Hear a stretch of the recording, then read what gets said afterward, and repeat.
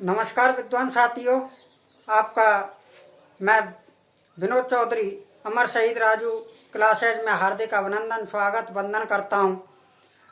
तो हमारा आज का विषय हिंदी विषय के बारे में हम पहली वीडियोज में पढ़ चुके हैं कि भाषा क्या है, इसकी परिभाषा क्या है और भाषा का विकास कैसे हुआ।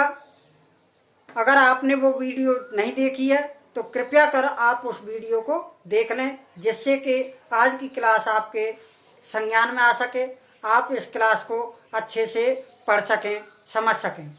तो हमने वहाँ पढ़ा था, आज हमारा विषय रहेगा वर्ण विचार। वर्णों के बारे में जानकारी हम यहाँ लेंगे, क्योंकि सबसे पहले हम यहाँ देखेंगे हिंदी में व्याकरण। तो व्याकरण होता क्या है, इसके विषय में हम पढ़ेंगे। तो व्याकरण जो है वो धन आ जमा करण के पदों का योग है, और इसका शाब्दिक अर्थ जो होता है वो, जिसका शाब्दिक अर्थ होता है, क्या होता है? इसका शाब्दिक अर्थ होता है भली प्रकार समझना, भली बात समझना, जानना, भली प्रकार समझना। अब इसकी परिभाषा के लिए हमें समझना होगा, इसकी परिभाषा के लिए हमें यहाँ समझना होगा कि इसकी परिभाषा के लिए हमें यहाँ समझना होगा कि भाषा के अंग, सबसे पहले भाषा के अंगों के बारे में हमें यहाँ समझना होगा। इसकी परिभाषा हमारी तभी समझ में आएगी, क्यों? भाषा के 3 अंग हैं। कौन कौन से? एक तो शुद्ध उच्चारण, दूसरा है शुद्ध लेखन और तीसरा है शुद्ध प्रयोग। तो पहला है शुद्ध उच्चारण, दूसरा शुद्ध लेखन और तीसरा हमारा है शुद्ध प्रयोग। अब ये व्याकरण होता क्या है? तो व्याकरण भली प्रकार समझना, व्याकरण का अर्थ होता है भली प्रकार समझना। तो यहाँ इसके लिए हमें यहाँ समझना होगा कि व्याकरण एक पुस्तक है, पुस्तक का नाम है व्याकरण, एक पुस्तक का नाम है। इसे एक विधा कहते हैं। क्या कहते हैं? विधा कहते हैं। इसे संस्करण कहते हैं। और पाणिनि जी महोदय ने तो इसे एक ग्रंथ कह दिया है। क्या कह दिया है? ग्रंथ कह दिया है। तो व्याकरण क्या है? अब हम इसकी परिभाषा अच्छे से समझ सकेंगे कि व्याकरण क्या है। व्याकरण एक पुस्तक है, व्याकरण एक विधा है, व्याकरण एक संस्करण है, व्याकरण एक ग्रंथ है। पहली बात, व्याकरण क्या है? एक ग्रंथ है, एक विधा है, एक संस्करण है, एक पुस्तक है। पहली चीज ये समझ लीजिए, व्याकरण एक पुस्तक है, व्याकरण एक विधा है, व्याकरण एक संस्करण है, व्याकरण एक ग्रंथ है। अच्छे से समझ लीजिए, इसकी परिभाषा बता रहा हूं मैं। तो व्याकरण क्या है? व्याकरण वह ग्रंथ है, व्याकरण वह पुस्तक है, व्याकरण वह विधा है, व्याकरण वह संस्करण है। तो इस तरह से कोई भी ले लें आप। व्याकरण वह विधा है। कौन सी विधा है? जिसके द्वारा, जिससे किसी भाषा के शुद्ध उच्चारण, शुद्ध लेखन, शुद्ध प्रयोग का ज्ञान हमें मिलता हो। व्याकरण क्या है? व्याकरण वह पुस्तक है जिसके द्वारा किसी भाषा का शुद्ध उच्चारण, शुद्ध लेखन, शुद्ध प्रयोग का ज्ञान हमें प्राप्त होता है। समझ में आ गया होगा? एक बार पुनः फिर बता रहा हूं, व्याकरण क्या है।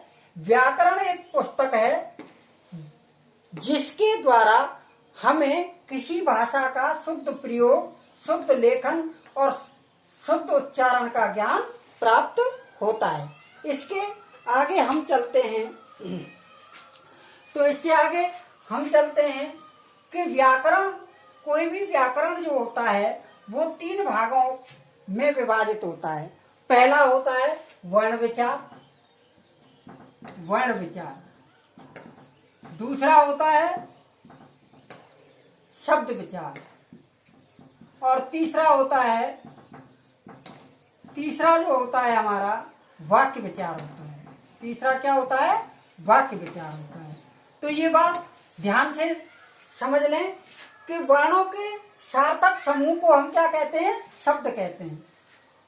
वर्णों के सार्थक समूह को हम क्या कहते हैं? शब्द कहते हैं। और शब्दों के सार्थक समूह को हम क्या कहते हैं? वाक्य कहते हैं।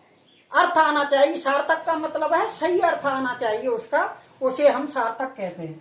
तो वर्णों के सार्थक समूह को हम क्या कहते हैं? शब्द। और शब्दों के सार्थक समूह को हम क्या कहते हैं? वाक्य। तो वर्ण क्या है ये? तो फिर वर्ण क्या रहा? इस वर्ण के विषय में हमें सबसे पहले समझना है, वर्ण है क्या। तो वर्ण के विषय में, वर्ण वह छोटी से छोटी इकाई है जिसके और खंड ना किए जाएं। वर्ण वह छोटी से छोटी इकाई है जिसके और खंड नहीं किए जा सके। तो वर्ण के बारे में अब हम समझ गए, शब्द के बारे में हम समझ गए, वाक्य के बारे में हम समझ गए। तो वर्णों पर हम सबसे पहले हमारा टॉपिक रहेगा वर्ण विचार, कि वर्णों पर किस तरह से हम यहाँ विचार करें। तो अगर आप ध्यान से इस वीडियो को समझें, अगर आपने टेलीग्राम ऐप डाउनलोड नहीं किया है तो कृपया उसे कर लें, जिससे कि यहाँ से मैं आपके लिए निःशुल्क अपने जो नोट्स हैं वो आपको शेयर कर सकूं, क्योंकि ये क्लास आपको समझने के लिए नोट्स वहां आपको मिल जाएंगे। तो आज हम बात करेंगे वर्ण विचार पर, वर्ण पर विचार करेंगे हम। तो वर्ण के बारे में हमने समझ लिया, वह छोटी से छोटी इकाई जिसके और खंड ना किए जा सके। तो वर्ण जो होता है उसके 2 भाग होते हैं। कौन कौन से? एक तो होता है स्वर और दूसरा होता है व्यंजन। दूसरा क्या होता है? व्यंजन। तो आज हम केवल स्वर पर चर्चा करेंगे। किस पर चर्चा करेंगे? स्वर पर चर्चा करेंगे, गहन अध्ययन करेंगे। ये नहीं है कि केवल आपके लिए हल्का फुल्का कुछ बता दिया, गहन अध्ययन आज हम स्वर पर करेंगे। तो आज हमारा, तो स्वर क्या होता है? वर्ण हमने पढ़ लिया, स्वर क्या होता है स्वर के बारे में हम पढ़ेंगे कि स्वर क्या होता है। स्वर सहायता नहीं लेता, पहली चीज, स्वर किसी की सहायता नहीं लेता, ठीक है। और व्यंजन, व्यंजन को सहायता होती है, सहायता की जरूरत होती है, सहायता लेता है, ठीक है। व्यंजन क्या लेते हैं? सहायता लेते हैं। और स्वर क्या होते हैं? सहायता नहीं लेते। वे वर्ण जो उच्चारण में किसी अन्य वर्णों की सहायता नहीं लेते, वो हमारे क्या होते हैं?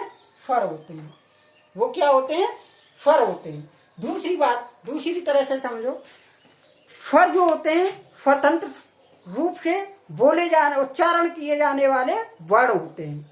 स्वर जो होते हैं स्वतंत्र रूप से उच्चारण किए जाने वाले वर्ण होते हैं, ठीक है, किसी की सहायता नहीं लेते।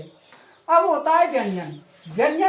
व्यंजन को उच्चारण में किसी अन्य वर्ण की सहायता होती है, किसी अन्य वर्ण की सहायता होती है, वो क्या होते हैं? व्यंजन होते हैं। और प्रत्येक व्यंजन को स्वर की सहायता लेनी पड़ती है। किसकी सहायता लेनी पड़ती है? स्वर की। तो स्वर की और व्यंजन की हम यहाँ परिभाषा पढ़ चुके हैं। अब स्वर के भेदों के बारे में हम यहाँ जानकारी लेंगे। तो यहाँ हेडिंग हमारी रहेगी स्वर। तो स्वर के कितने भेद हैं? स्वर के हैं 3 भेद हैं यहाँ। कितने भेद हैं? 3 भेद। पहला भेद है हर्ष स्वर, पहला भेद हर्ष स्वर। दूसरा भेद है दीर्घ स्वर, और तीसरा भेद इसका है प्लुत स्वर। कौन सा है? प्लुत स्वर, प्लुत स्वर। तो हम सबसे पहले हर्ष स्वर की बात करते हैं। हर्ष स्वर, हर्ष स्वर यानी कि छोटा, बहुत छोटा, सबसे छोटा। हर्ष स्वर यानी कि जिन स्वरों के उच्चारण में सबसे कम समय लगे, एक मात्रा का समय लगे, उसे हम क्या कहते हैं? हर्ष स्वर कहते हैं। एक मात्रिक स्वर जो होते हैं वो क्या होते हैं? हर्ष स्वर होते हैं। तो इनकी संख्या 4 है और वो कौन कौन से हैं यहाँ मैं लिखे देता हूँ। इनकी संख्या कितनी होती है? 4। जैसे अ, ई, उ और रे, ये है। इनकी संख्या कितनी है? 4 है। तो ये हमारे क्या है? हर्ष स्वर। दीर्घ स्वर क्या होते हैं? दीर्घ स्वर के उच्चारण में हर्ष स्वर की अपेक्षा दुगना समय लगता है। कितना? दुगना। यानी कि दो मात्रिक स्वर जो होते हैं वो हमारे कौन से होते हैं? दीर्घ स्वर होते हैं। और इनकी संख्या कितनी होती है? 7 होती है। कितनी होती है? 7। कौन कौन सी होती है? आ, ई, उ, ए, आई, ओ, औ। तो इनकी संख्या कितनी हो गई? 7 हो गई। तो ये हमारे क्या रहे? दीर्घ स्वर रहे। इससे आगे हम जाते हैं प्लुत स्वर में। प्लुत स्वर में यानी कि दीर्घ स्वर से भी ज्यादा समय लगे, यानी कि हर्ष स्वर की अपेक्षा तिगुना समय लगे उच्चारण में। जिन वर्णों के उच्चारण में हर्ष स्वर से तिगुना समय लगे उसे हम क्या कहते हैं? प्लुत स्वर कहते हैं। और इसके उदाहरण हम लेते हैं ओम। ठीक है, इस तरह से आप समझ गए होंगे हर्ष स्वर क्या है। एक बार फिर समझ लें। हर्ष स्वर एक मात्रिक स्वर हैं जिनके उच्चारण में एक मात्रा का समय लगे, उसे हम क्या कहते हैं? हर्ष स्वर कहते हैं। दीर्घ स्वर हर्ष स्वर की अपेक्षा दुगना समय लगता है उच्चारण में। हर्ष स्वर की अपेक्षा जिन वर्णों के उच्चारण में दुगना समय लगे उसे हम क्या कहते हैं? दीर्घ स्वर कहते हैं। इनकी संख्या कितनी है? 7 है। वो यहाँ लिख रही है आ, ई, उ, ए, आई, ओ, औ। प्लुत स्वर तिगना समय लगता है उच्चारण करते समय, और उसका उदाहरण हमने यहाँ लिया है ओम। इससे आगे हम चलते हैं। तो इनका वर्णों के उच्चारण स्थान हम यहाँ देखेंगे। वर्णों के उच्चारण स्थान इस तरह से हम देख सकते हैं कि कुल जो स्वर होते हैं उनकी संख्या कितनी होती है? कुल स्वरों की संख्या होती है 11। कितनी होती है? 11 होती है। और मात्रा कितनी होती है? कुल स्वरों की मात्रा प्रश्न पूछ लिया जाता है बहुत ही अच्छे से। कुल स्वरों की मात्रा कितनी होती है? तो मात्रा होती है 10। वो कैसे? क्योंकि जो आ होता है, छोटा आ जो होता है, उसकी कोई मात्रा नहीं होती, उसकी कोई मात्रा नहीं होती, इसलिए इनकी मात्रा कितनी है? 10। ध्यान रहे 10 मात्राएं इनकी। तो इसके बाद हम अब इनका उच्चारण स्थान देखेंगे कि किस तरह से इनका उच्चारण स्थान होता है, क्योंकि स्वर को ही लेके चल रहे हैं हम सबसे पहले। तो स्वरों का उच्चारण स्थान ध्यान दें। स्वरों का उच्चारण स्थान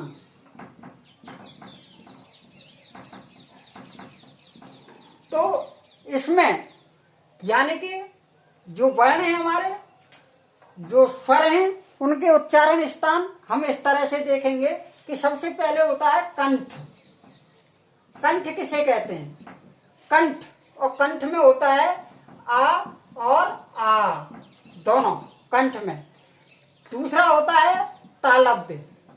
तो तालव्य में क्या आते हैं आपके? ई, छोटी ई और बड़ी ई। फिर आता है आपका मूर्धन्य। तो मूर्धन्य में आपके होते हैं रे। फिर आता है आपका ओष्ठ। तो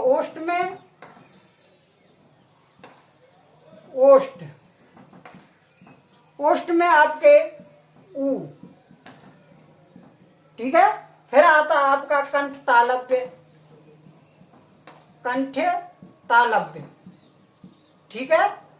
कंठ तालव्य, और कंठ तालव्य में आपके ए आई, ठीक है। फिर आता है आपका कंठोष्ठ, कंठोष्ठ,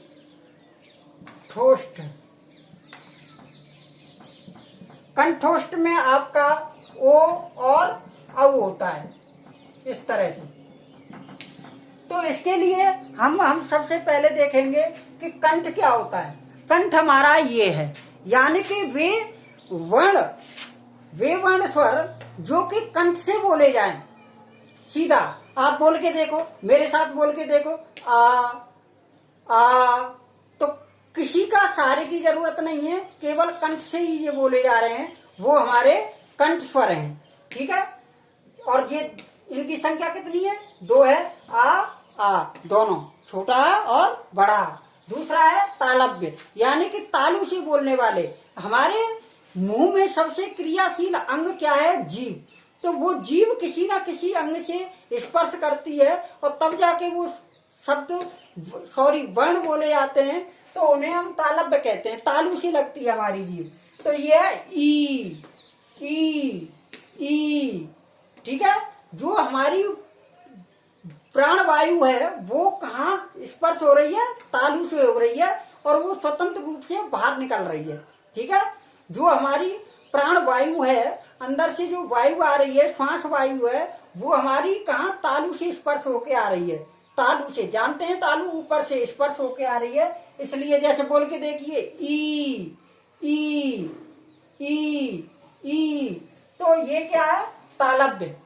अब मूर्धन्य, मूर्धन्य री, यानी कि मूर्धन्य ऊपर जो उससे वायु स्पर्श होके आती है, उसे मूर्धन्य कहते हैं। ओष्ठ, ओष्ठ होता है होठ, यानी कि होठों के द्वारा जो बोले जाने वाले सहायता करते हैं होठ जिन वर्णों में, उन्हें ओष्ठ का स्थान है। जैसे कि ऊ, हमारा होठ जो है आगे बढ़ जाते हैं ऊ बोलते समय, ऊ ऊ ऊ ऊ।